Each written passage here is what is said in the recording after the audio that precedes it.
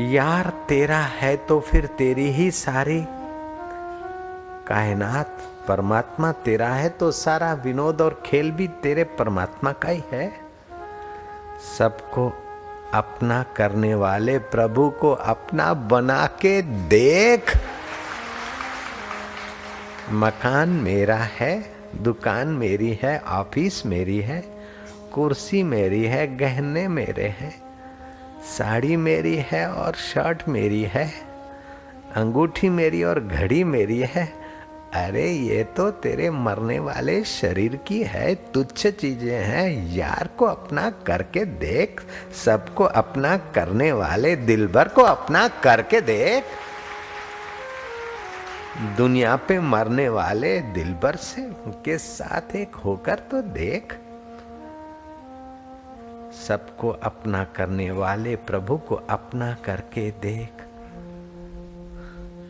यार की मर्जी के आगे यार का दम भर के देख। आरजे मतलब कर चुका, अब तर्क के मतलब करके देख। बा इरादा मरने वाले बिन इरादे मर के देख। वासना के पीछे मरने वाले वासना रहित उस यार में मर के देख। सब तमाशा कर चुका, यह भी तमाशा करके देख। मौत भी बन जाएगी तेरे लिए एक जिंदगी। उस परमात्मा शांति में अहम मरेगा, तेरी जिंदगी वास्तविक शुरू हो जाएगी।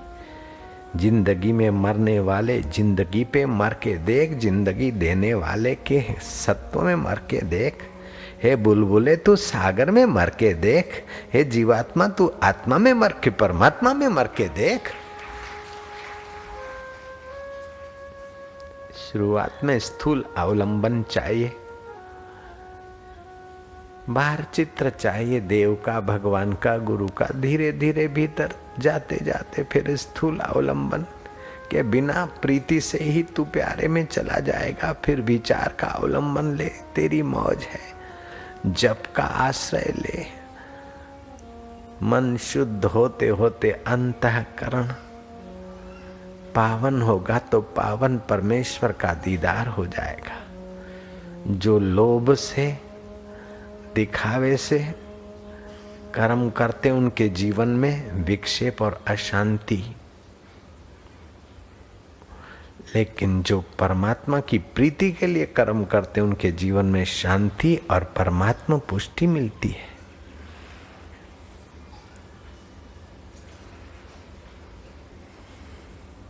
दुख का प्रभाव अपने चित्त पर ना पड़े और सुख का उपयोग हो। हर परिस्थिति में साधन साधन और परमात्मा ही परमात्मा। दुखी आदमी प्रतिकूलता का सदुपयोग नहीं करता तो दुख का भोगी बनता है। दुख का भोगी दुखी होता है बुरी तरह, और सुख का भोगी फंस मारता है विलास में बुरी तरह। तू सुख का भोगी मत बन, सुख का सदुपयोग कर। दुख का भोगी मत बन, दुख का सदुपयोग कर। तो दुख हरी हरी तेरे चित्त में प्रकट हो जाएंगे। सुख स्वरूप साहिब तेरे दिल का द्वार खोल देंगे। श्री कृष्ण कहते हैं, यम ही न व्यथ्यन्ते पुरुषम पुरुषर्षभ सम दुख सुख धीरम सो अमृताय कल्पते। हे पुरुषों में श्रेष्ठ अर्जुन, सुख और दुख में सम रहने वाले जिस धीर मनुष्य को ये मात्रा स्पर्श बाहर की परिस्थिति और पदार्थ व्यथा नहीं पहुंचाते, वह अमर होने में समर्थ हो जाता है। अर्थात वह अमर आत्मा परमात्मा का अनुभव यही कर लेता है। जैसे बालक गिर गया, व्यथा तो हुई लेकिन व्यथा की वृत्ति नहीं हुई तो व्यथित नहीं होता।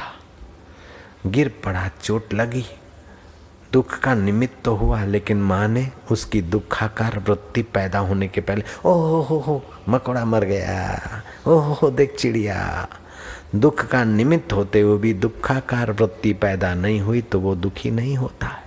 सुख का निमित्त होते हुए भी सुखाकार वृत्ति पैदा नहीं होता तो सुख की आसक्ति में नहीं पड़ती।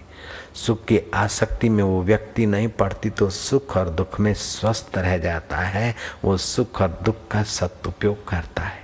कांटा चुभा है या फोड़ा हुआ है, कांटा निकालने के लिए कोई सुई से और भी थोड़ा उधर पीड़ा कर रहा है, लेकिन समझते हैं कि ये पीड़ा जरूरी है तो पीड़ा का सदुपयोग हुआ, कांटा निकला, पीड़ा में व्यथित नहीं हुए। फोड़ा हुआ दबाया अपने हाथों से, दुख का सदुपयोग किया, दुख मिटा। अपमान मिले तो सदुपयोग, मान मिले तो सदुपयोग, मंदी हो तो सदुपयोग, तेजी हो तो सदुपयोग। सदुपयोग करके सत्य को पाना, यही मनुष्य जीवन का फल है। जीवन में जो सुख दुख आते हैं उसमें दब मरने के लिए सुख दुख नहीं आते। सुख दुख आते कि सुख और दुख को सपना समझकर परमानंद परमेश्वर अपना का अनुभव करना चाहिए।